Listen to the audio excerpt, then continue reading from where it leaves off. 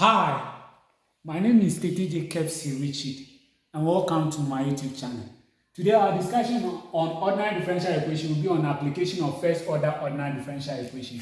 This is one of my favorite ones in the sense that most people say that all what we learn is in abstract, but there is application to that.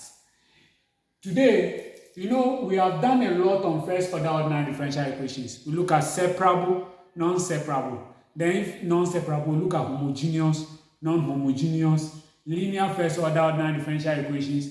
We look at Bernoulli differential equations, and we talk about exact and non-exact. It's a very interesting one.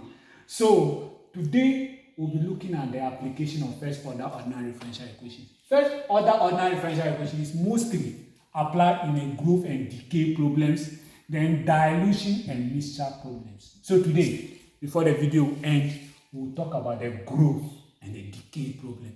This will be a very interesting application of first order ordinary differential equation. So I indulge you to watch the video till the end.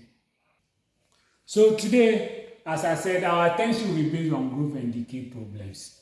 So growth simply means an increase in something. Then the decay is the decrease in it. So it's not anything difficult. Growth, an increase, then decay, a decrease. So now let's talk about something. Say, if let's say you save money at the bank, you save 1,000 Ghana cedis at the bank. Okay? And the bank promised to give you 10% interest on this 1,000 Ghana. So we said 10 over 100. Remember, this is the rate. So times 1,000 Ghana. So this will be, so 10% of 1,000 Ghana is 100 cedis. So we get 100 cedis. That means if this rate is per annum, okay, at the end of the year, 100 cedis will come on the 1,000. That will become 1,100. So let's say now you will be having 1,100 in your bank. 1,100. I hope you get that. So there is an increase in your money. Now let's say that, so this is the money you send to the bank. Let's say it's N. And this is the rate. Let's say it's K. Okay? So we can say that the change in your money, the change in money saved, okay,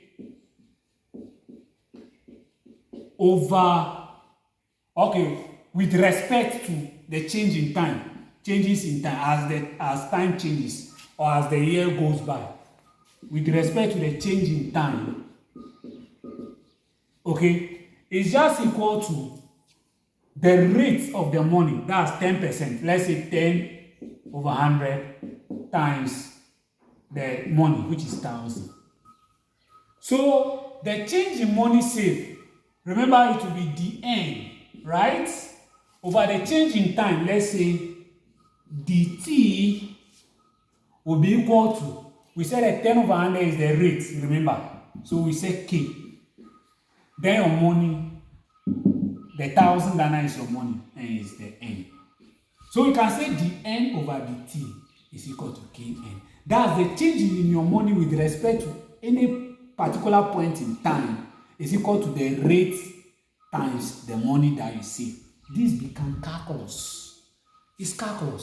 So we can solve this using first order ordinary differential equation. Now let's see how we can make or we can get N out of this. That's the amount of money you have at the bank at any point in time. That's the N. Let's see how we can solve that. So let's see how we can solve this. I can send the dt there. So I have dn is equal to kn dt. Can I divide both sides? Yes, then it becomes separable. So here over n, there over n. So I can have 1 over n dn is equal to k dt. Remember, k is constant. That's the rate of change. Now, what do? We can integrate both sides. Look at it. We integrate both sides. So the integral of 1 over n is nothing but what? Ln n. And it should be equal to kt. Remember, when we integrate a constant, we just attach the variable to it, then plus our constant of integration. Now, how do we find n? We just find, remember the ln here is the same as log to base e. So we can write this as log e base n, and to be equal to kt plus c. Now, how do we find our n? Our n then will just be equal to e exponent kt plus c. I hope you get that. Now we can solve this again, reduce it into a very simple form. So we have n equal to that. We can rewrite this as n equal to e exponent kt times e exponent c. Using indices, you see when the bases are the same, we just add the exponent, so we'll get this back. So we let e exponent c to be equal to capital C. So what we have, since it is constant, so our n will just be equal to c e exponent kt. So when we find the value of c and the k, we can find the amount of money or the increase in something at any point in time with respect to time. So it's a very interesting one. We'll take a sample questions on growth and decay problem. Then we'll see how we solve it. So we'll look at our first question on growth and decay problem. They say Kofi placed 20,000 Ghana cedis in his savings account, which pays 5% interest per annum, compounded continuously. Find A, an expression for the amount in the account at any time. Then B, the amount in the account after 3 years. Then C, find the time required for the money in the account to double in value with no withdrawals and no additional deposits. So how do we solve that? There is an increase in something, so that becomes a growth problem. I hope you get that. So how do we solve that? So we said that the change in the money with respect to time at any point in time will be equal to the rate of change times the money. So how do we solve that? So our K, remember, our K will be equal to the rate, which is 5%. So 5 over 100. 5 over 100 will be 0.05. I hope you get that. Okay. So we substitute the rate.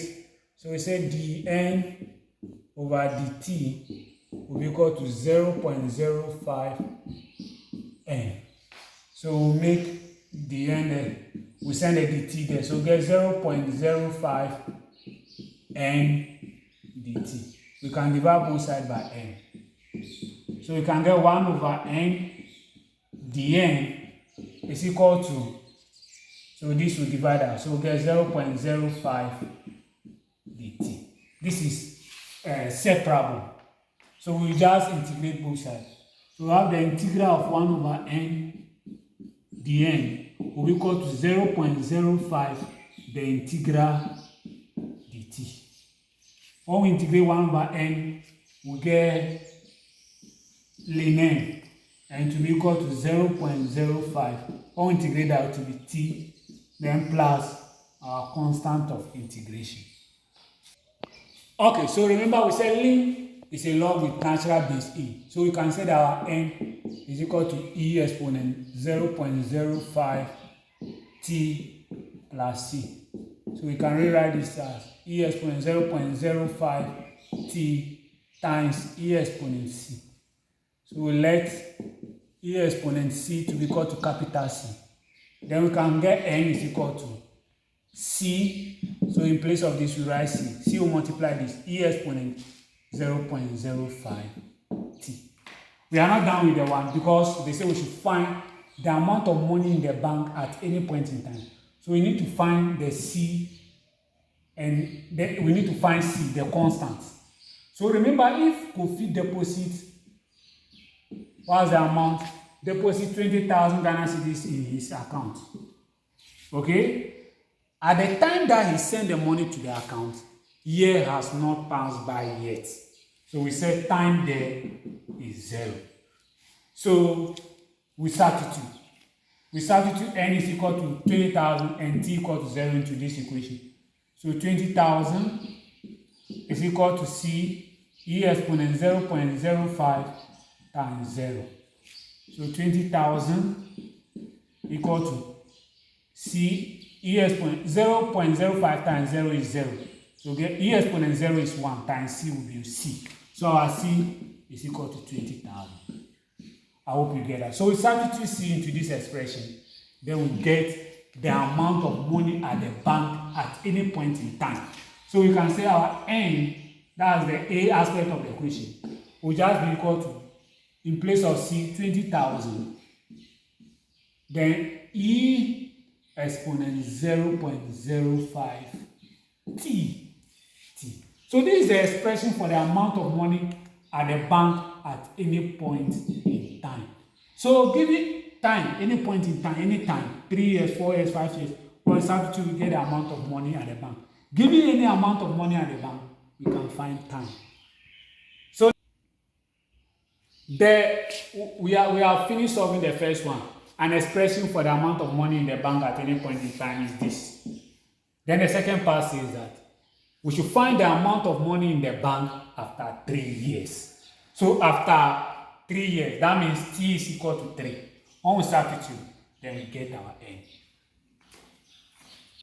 So we find the expression. So when time is 3, that's 3 years, we find the amount. So our n will be equal to 20,000 e exponent 0.05 times 3. So our n will be equal to 20,000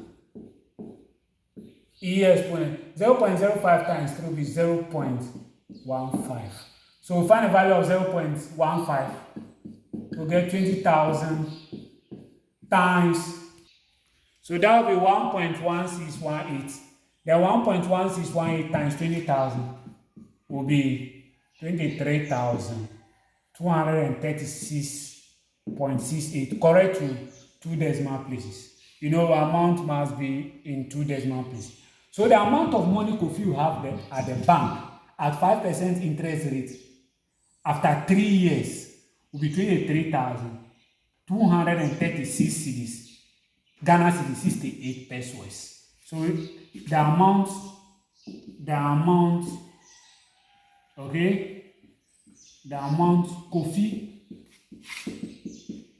will have is 23,236 Ghana cedis, 68 pesos. I hope you get that. So you can imagine the interest that comes on Kofi's money, the 20,000. Now the next one. So the next one is the C. Find the time required for the money in the account to double in value with no withdrawal and no additional deposit. So they are asking at what point in time or how many years will it take for the 20,000 to double? So double of 20,000 is 40,000, right? So we can say that our n in that case will be equal to 2 times the 20,000. So we are doubling this amount. So that will be 40,000. So since we know n, we find t. Remember the n is equal to 20,000 e exponent 0.05 t. So we substitute n equal to 40,000 and find t. So we say our 40,000 is equal to 20,000 e exponent 0.05 t. What do we do?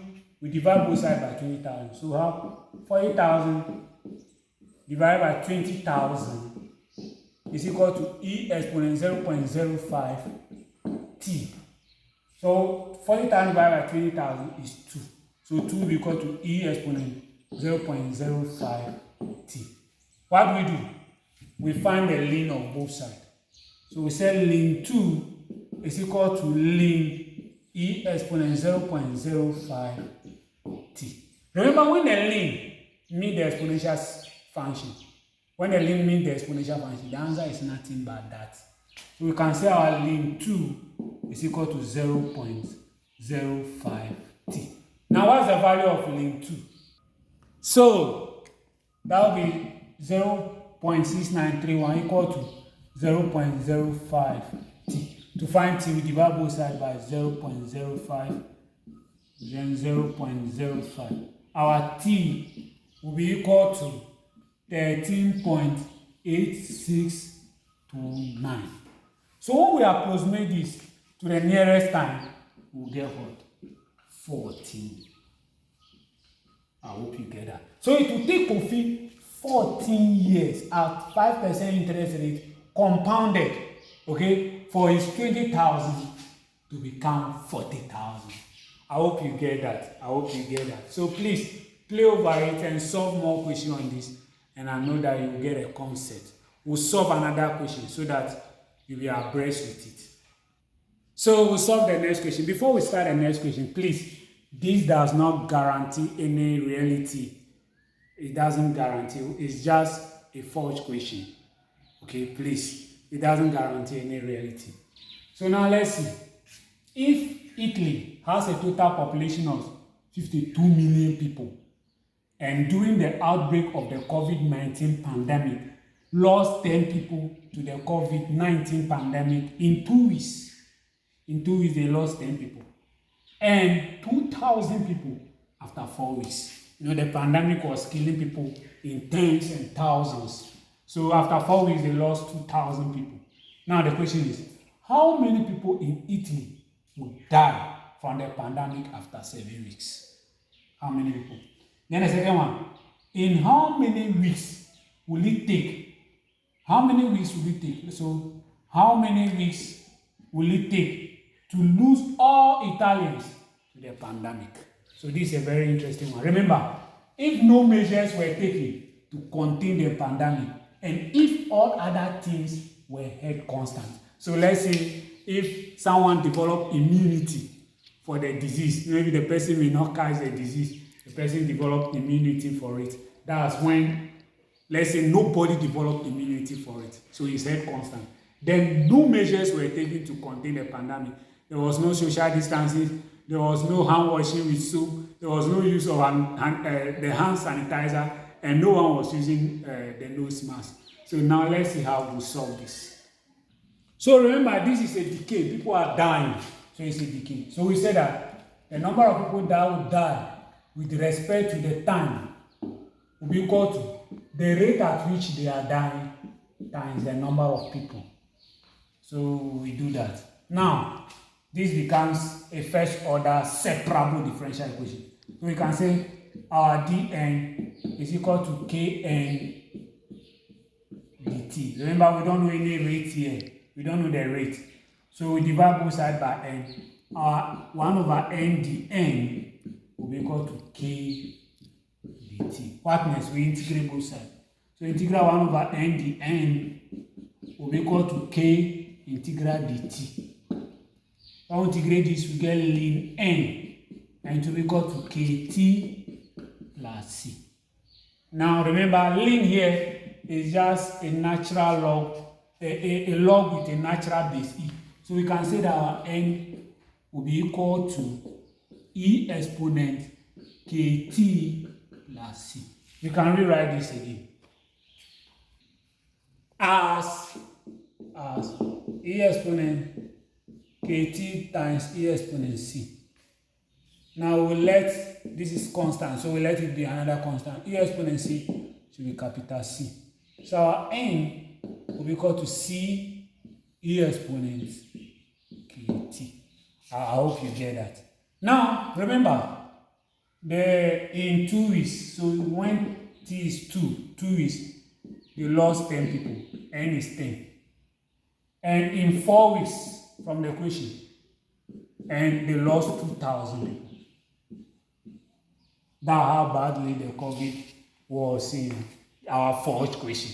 Now, t is 4, we substitute t, when t is 2 and n is 10 to this. So we get 10 equal to c e exponent. In place of t, we put 2, so we get 2k. Then, when t is 4, n is 2 times. So we say 2,000 is equal to c e exponent 4k. So this is our equation 1 and our equation 2. What do we do? We can eliminate the c by dividing equation 2 by equation 1. So we say 2000 divided by 10. So equation 2 divided by equation 1. 2000 divided by 10 will be equal to c e exponent 4k over c e exponent 2k. So 2000 divided by 10 will be 200.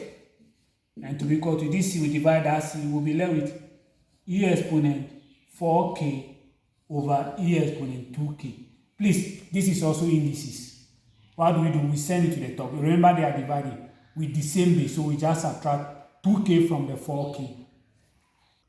So this will be 200 equal to e exponent 4k minus 2k using indices. We'll get 200 is equal to e exponent 2k.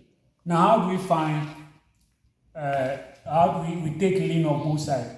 So we have ln 200 is equal to ln e exponent 2k. Now, what is ln 200?